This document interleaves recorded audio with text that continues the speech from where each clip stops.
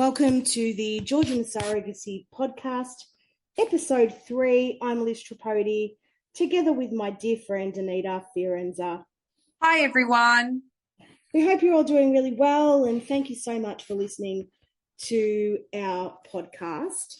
Today we're going to be talking about before the birth and what to pack and what to bring and what you can buy and, all those sort of exciting things, which is obviously really important. And Anita and I were just talking before we started recording the podcast today, and I think we both were really in agreement, and Anita made a really great point, and she's going to go into it now, that once you do become pregnant, do allow yourself to get excited. I think we all forget that there's going to be a baby or babies on the way once, hopefully, you're on your way to a successful journey at some point in time.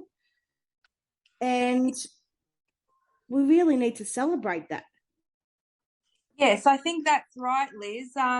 Too many of us don't really know what to expect or feel as we enter into a pregnancy, because we are scared or worried about who to tell. And I think that takes over all of our emotions. And what we should be is feeling pregnant just like anybody else. It's really important to celebrate the pregnancy and not to go by the whole 8 or 9 months, keeping it all in, because I feel like that's the worst thing that us intending parents, as we are labelled, we have labels, right, can do to ourselves. So I think it's really important to have a good, secure support group around us that we can share the pregnancy with. Absolutely. And I think for Anita and I, because we both found out, well, for me it was a couple of weeks before, everything locked down because of COVID. And just because you're not carrying doesn't mean that you, like, I've had a lot of people say to me, oh, do you think I should have a baby shower? Do you think it's, appropriate? Absolutely, it's appropriate. Now, Anita and I both didn't get one because obviously we were all in, lockdown when that happened. But absolutely, you are about to hopefully have the safe arrival of a child or children. Absolutely, you have a baby shower. You go and have that biggest baby shower. You want to have a gender reveal? Have a gender reveal. You do whatever you want to do, because this is something to absolutely be celebrated. Anita, do you agree with that? Oh, 100%. I mean, baby shower, gender reveal, what is there? There's so many. Whatever you want to do, yeah. You should do it, because, you might get this opportunity once. And for a lot of us that have been on this journey, this is years and years and years of disappointment and heartache. So you get out there and you do whatever celebration, and don't let anyone make you feel guilty, but you're not carrying the baby, or whatever silly comments might want to come your way. You remove those negative people and that negative energy from your life, and you do exactly what you want to do. Yeah, so embrace it. I think that's what we're talking about here, is the main point. Yeah, absolutely. So Anita, like before, so you left, we were both sort of packing around similar times, and I remember at the time I sent you a list of things to pack. Actually, I should have probably got that list up, and I could. Yes. Because I but I can remember what I put in my suitcase, because we had a limit and we had to try and fit everything in the bag. So I unpacked it, packed it that many times. I think I had my suitcases out for about 3 months, 4. Yeah, it was a good couple of months. before we left. So Anita, what were some of the things that actually I just found the list? Should I read it out? Yes, Annabelle. So we both set up our nurseries before we left, and I think setting up a nursery is so important. It really gets you into the spirit and the fun and the excitement, and being able to really just plan ahead. So for the nursery, we got nappy bin and cartridges, cot, change table, chest of drawers, mattress protector, sheets, blanket and mobile over the cot, a grow egg thermometer, baskets and tubs to put stuff in, nappies, baby wipes, blah, blah, blah, video monitor, a high chair for later on. For travel, we brought with us the twin pram. We actually brought that with us. And we had the car seats installed as well before we left. Yes, we did that too. We installed car seats before we left. Yeah. Our car seat, we had one at the time. Now I did buy baby carriers. We didn't use them at all. We didn't, because the twins were so premature, they didn't even fit in the baby carriers. So we didn't we brought them with us, but we didn't use them at all. We brought with us two bassinets, two sort of like travel bassinets, which folded up into carry bags, and didn't weigh much at all. We bought them from a baby store, and they were fantastic. And the twins actually slept in them until they were about probably 3 to 4 months old. And what else did we buy, before we, baby towels, face washes, health-wise, thermometer, nasal aspirator, nail clippers, brush and comb, a baby medical kit, baby Panadol, pseudo cream, natural baby products like, body wash, shampoo, gripe water and infant's friend, just in case. Now, feeding wise, we brought a microwave sterilizer. We both brought that with us to Tbilisi, didn't we?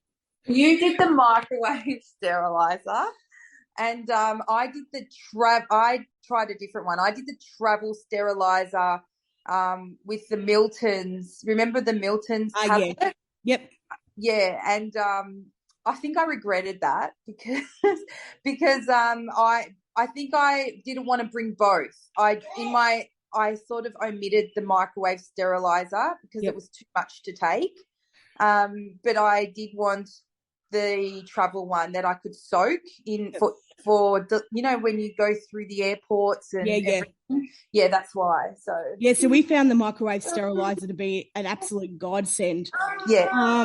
Baby bottles starter kit. Now, we brought a heap of bottles with us. I know you did as well. And if you can hear a baby at the moment in the background, that's Anita's daughter.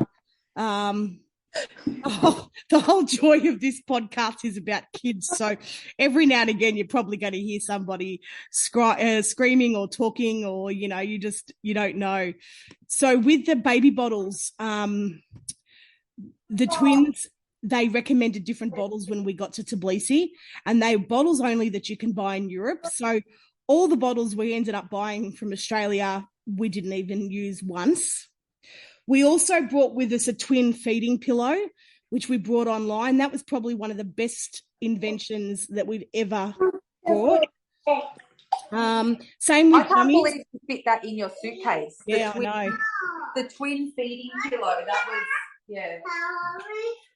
The same thing about dummies. All babies, do pacifiers, whatever you want to call them. Babies are going to like different brands. So, we tried a whole heap of different brands. Burp cloths, bibs. You need lots and lots of burp cloths and lots of bibs at a younger age. Clothing-wise, Swaddles, Bonds, jumpsuits are absolutely amazing.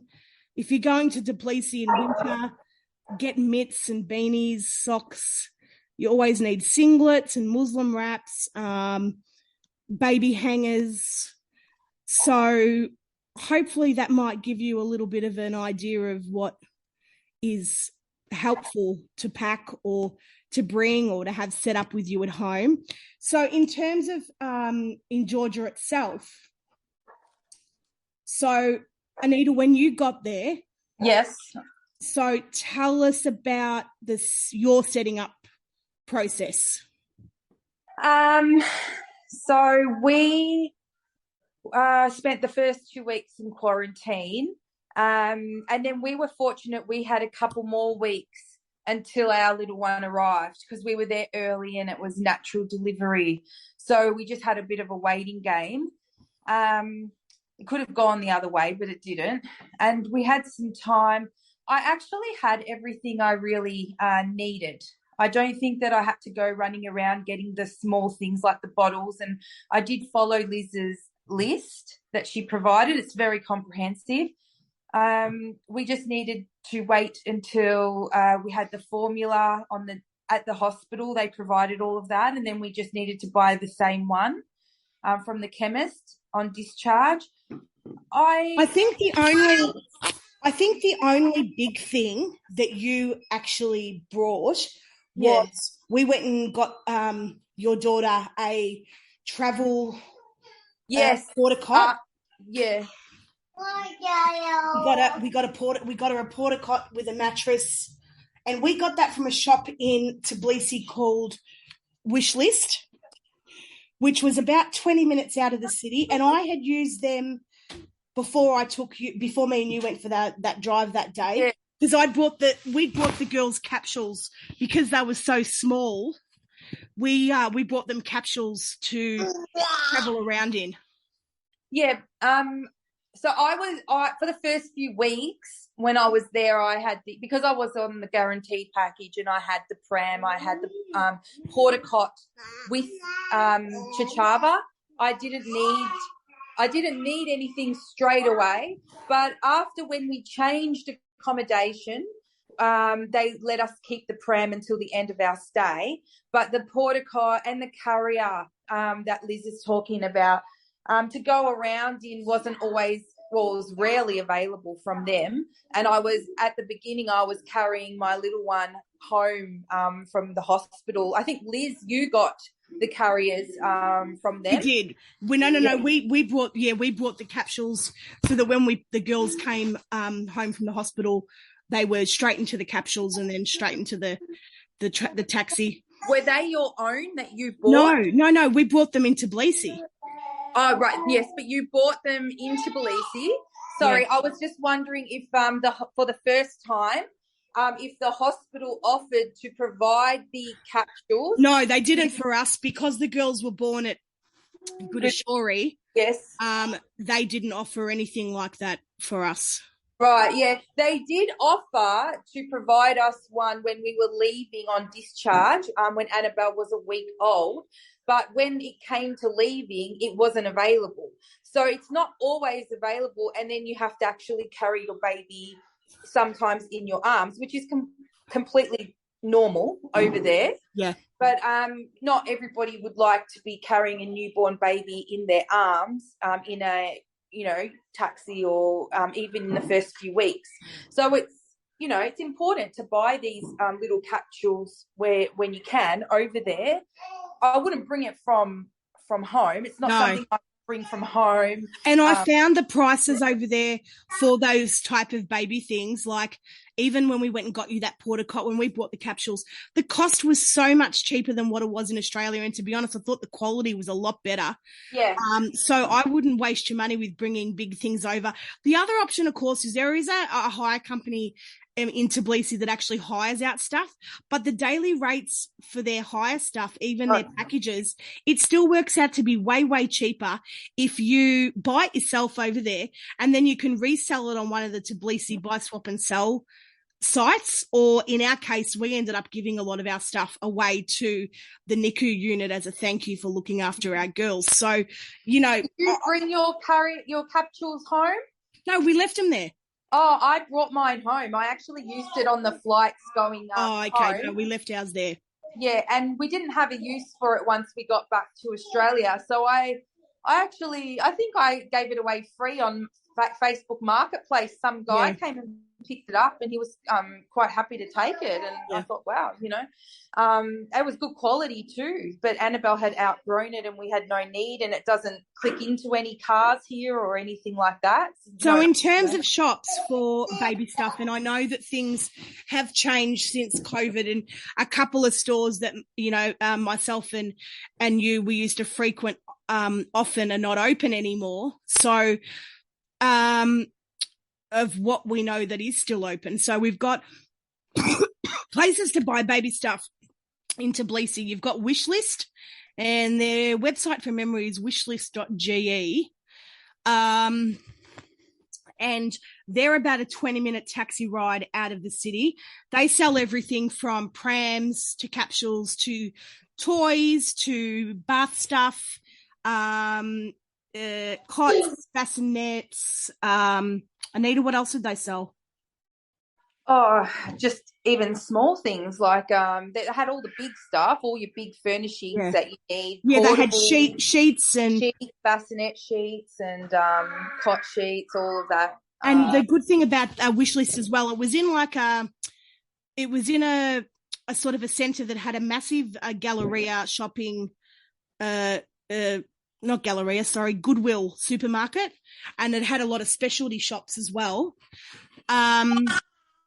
It had the brands that aren't usually sold. It had the international brands that you need that aren't usually sold and found in the other shops and chemists. There's also an online one called Babyline .ge, and they sell again prams, all your baby sort of stuff. I know we all went to Tbilisi Mall multiple times. Tbilisi Mall is the biggest mall in Tbilisi, and it's got a huge Carrefour, 2 stories. And from Carrefour, you can think of Carrefour like a cross between, say, Costco, Coles, Woolies, Kmart, Walmart, Tesco, depending on where you are in the world. And it has absolutely everything. And then, of course, other shops in the mall, you've got everything from your sports shops through to kids shops to jewelry to banking. It's just like your typical international mall. The other thing is near Tbilisi station, near the train station, there are markets. There's a lot of markets, especially on a Sunday, and indoor and outdoor. And there was a lot of stores there that stocked not just baby stuff, but obviously stuff for adults as well. So we went there a couple of times, and there was the gold market too, but I didn't really get excited over the gold market. We were too busy in looking at kids stuff. There is also North Point. I think that was what it was called. That one's closer to the airport. It's like an outdoor mall. Did you go to that one? Yeah, I did. Oh, okay. That's one I didn't go to. And again, it's got another Carrefour there. It's got more shops. So, and then of course you've got all the shops on Rasta Valley. So Anita and I, there's a fantastic kids store called Next. We went there a few times. That was my favorite, Next. I don't know why, it just was. Yeah, and there's lots of, a lot of chemists that sell, there's chemists everywhere, and they sell everything you could possibly imagine, even if you need medication over the counter. The chemists there are fantastic. They're so helpful. Can I just pause there? Remember the liners, those big liners for the nappy change where you change your little one? So remember, we could not find them anywhere, and they had them in the in the hospitals where you change. And then when we got out, we couldn't find them anywhere. But we went and we had the packet, and I just went and asked them in the chemist, and they would come out behind the counter. And those change things were an absolute life send, I tell you. Yeah, they were and the quality was fantastic. Again, we can't find quality like that here in Australia. They were just brilliant. Yeah, they were one thing that I used to go and ask for at every chemist, and they would come out it was like asking for a prescription behind the counter. Yeah, and they would come out with those, big. They would sell them in packs of 50 or something. Yeah, they did. We would buy them in bulk. And what was the other one that we could not find anywhere? Was the most simple, ordinary necessities. Was the nappy bags, to put your nappy in. That's right, nappy bags. Yeah. And Liz and I went to every single shop, and we would go around for the day because we'd leave the boys at home looking after the kids. Not all the time, just when we needed a day out. We'd go do our eyebrows and our nails, pedicure, and I think we did this maybe once a month. But we ended up getting ourselves like nappy bags, similar things to nappy bags. Yeah. So around Tbilisi, there's this shop, and I can't even remember the name, but you'll see it everywhere. And all it sells is like washing detergent and homewares type stuff. I'm just remembering now, I'm having a flashback where we walked in and nobody spoke English, and we just walk in the door and say, quite common English, find us these bags. Yeah. But we got there in the end. Yeah. So, the other thing is we get asked a lot about where to stay. And Tbilisi is the type of city where it really does cater for all budgets. Now, some people that have got guaranteed packages, like Anita did, part accommodation is included in that package. In our case, accommodation wasn't, so we had to search for it ourselves, which was pretty easy. There's so many different sites. You've got Airbnb, you've got Booking.com. You've also got My Home, GE, which is like a Georgian version. So there are lots of options. What we did to start with was we booked an Airbnb, and originally we had booked it for, I think it was 3 weeks. Well, we got there, and after our quarantine, we decided to leave there because we weren't that keen on the area, and we weren't that keen on the apartment itself. I did some research online. We went and inspected somewhere else. We moved. We went and stayed there, I think, for another couple of weeks at a different one. And then we realized that, this apartment isn't going to be great either for 2 babies. The location was fantastic, but the actual space itself wasn't. By chance, when we had been in Tbilisi the year before, we had a private driver from one of the hotels. We ended up bumping into him in the street and told him that we wanted to move. And he ended up finding, and negotiating with a Georgian landlord himself on behalf of us. And we ended up in a brand new apartment. We were actually the first to live in there. Everything was still covered in plastic, which was right in the heart of Ruster Valley Avenue, just next door to Parliament, which I personally think is possibly the best location that you could be in Tbilisi, because you are in walking distance from shops, cafes, restaurants, chemists, big shopping centre at Galleria, which is just at the end of Freedom Square, parks. It's very safe. There's lots of police and military around in the area. And by coincidence, Anita had actually been in that same building that we had been in when she first arrived in Tbilisi, before she went into accommodation that Tchava had supplied them. And then we also met another couple who ended up in the same building as us as well. So we lived in, was it 3? Yeah, we lived in 3 different apartments. 1, 2, 3. Yeah, when we were there, and 3 different areas of Tbilisi. But by far, for us, being in, Rasta Valley, and the actual suburbs called Matsminda was the perfect location for us. Anita, how about you with your? Um, well, I'm just counting. We were in three. If you count the hospital accommodation while we were there the second time, picking up Annabelle, we were there four accommodation places, but three long term. So again, we stayed in that building you were talking about for our quarantine. Then that was about 2 weeks. Then we moved into the hospital at Chichava for the birth, and that was only for a week. And then we moved to the long stay. What is the suburb of that again? Is it Sabatalo? That's right, Sabatalo. It's actually on it goes up above Vake. Is that right? So you go up the hill. Yeah. Am I correct? So it's right on top of a hill.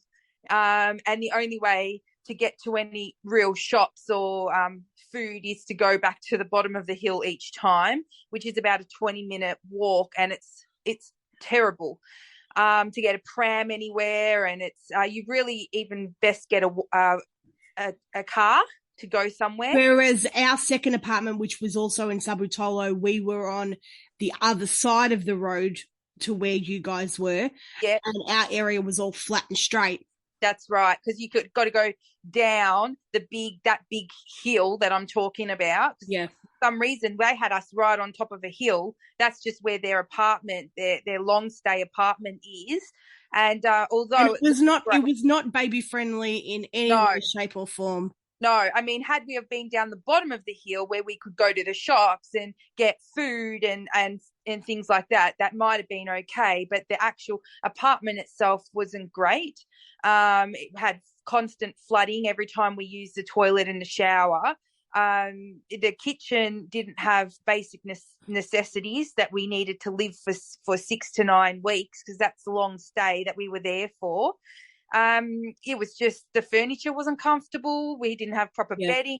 We needed to buy our own things to live in the apartment that would be left there for other people, which I thought was not right. We didn't have a microwave, so had I brought that microwave sterilizer, what was the point anyway? There was lots of things wrong with it. I'm not saying it was bad, but it wasn't great. And for a person that had to stay there for 9 weeks as opposed to 2 weeks, it didn't work. So that's so we actually quit the long stay probably by about 4 to 5 weeks. I wanted to quit it at 2 weeks, but my husband, I think he wanted me to persevere. Liz was like, get out of here in 24 hours. What are you doing? Because I was living it up in luxury in a brand new apartment by this stage, where we had every we were going to move in with you. You had a spare room, and you're like, we were going to pay halves and come and stay. It was just, we got so lucky with that apartment that we were in when we were, and we moved in before, I think it was 2 days before the girls were born. We were in there, and oh my God, it was just fantastic. Couldn't have been happier. I know. And I had given up they had what did you have? A 2-bedroom unit. And for those of you who know, some of you may have seen already the posts in our, we have a WhatsApp channel where we post these things. Some of you may have seen my previous apartment. I had a whole apartment, right? Liz, do you remember? Did you ever see it? I don't remember. Yeah. Did you come into that apartment? Of course we did. We were there heaps of times. No, we were in quarantine. Oh no, not that one. Okay. No. We weren't even in Georgia when you were in quarantine. No, it was an apartment. It was the size of a whole floor. Oh, that's right. It was massive. I remember seeing the photos and when we were talking on video. Yeah, that video. That's how you saw it. Because remember, I walked around and did a whole video. But it was a mammoth, and we gave that whole. I think it would probably be unaffordable now, right? Although I'd love to have it. It was huge. Whereas Liz had like the 2-bedroom, which was still massive, right? And we gave that up to go to this little shack, and I was like, what am I doing? And I think that's the interesting thing about Tbilisi. There is so many different types of qualities of accommodation. I would always recommend that you go by either someone's personal recommendations or make sure you're picking something that's got really, really high reviews. The other thing that's common in Tbilisi, in some areas of Tbilisi, is power outages. Now, we were really fortunate. We didn't have one outage at all the times that, when the whole time we were there, which was, 4.5 months or whatever it was. Water outages and power outages. Yeah, you copped it both. Oh, all the time. We were getting them I'd say once or twice a week. I'm so sorry. I've got my little one. This is what happens when you want to. And she's very chatty at the moment. She's going to be 2 next week. She wants to be on the podcast. Yeah. Water. But when the water went out, we're not talking 2 or 3 hours. We're talking it could have been, I think the longest we had was 3 days, no water. Which is absolutely ludicrous when you have a newborn. So, yeah, like I said, there are some pockets of Tbilisi, Vake is a very modern area with a lot of new apartments. So, do check out, if you do get a chance to be there, do check out the areas, but don't be 15, 20 minutes out of the city. There is really no need for it. The taxis are so cheap to get around, and you don't want to be isolated. The last thing you want to do when you're having a massive life change is to be even more isolated in a city that is not your home. Annabelle, would you like to say hello? I think she just might be getting tired now, hopefully. I think so. Well, I reckon we're going to wrap up this episode because I think we're going to end up having tantrums in a minute. Oh, I'm so sorry. We've got to cut it short, So thanks for listening, everybody, and we will catch you on the next episode. Yeah, hopefully child-free, and we can talk longer. All right, bye. Bye, everyone.